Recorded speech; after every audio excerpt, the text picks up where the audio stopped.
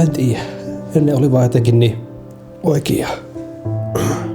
Nyt niin kuin vihdoinkin palveluiden ostaminen ja myyminen, niin se on niin kuin yhdessä sovelluksessa.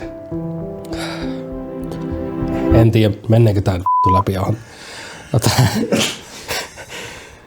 Tää on ihan naurettavaa. Eihän se nyt näin paljon elämää muuta. Joo, lisää vaan tunnetta. Siis vielä lisää tuosta. Lisää. Herra Jumala. Olkaa hyvä. Tää oli mun elämän paras päivä, kun mä latasin Doneen. Tämä mainos ei ole vitsi. Tämä klikkaas vai? Done muuttaa elämäsi. Tarvitsee vaikka koiran ulkoilutusta. Ainakin väkisinkin muuttoapu jollain tasolla.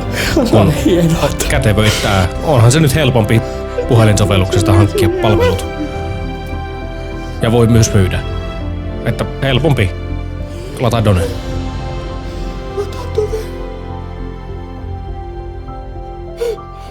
Lata Done.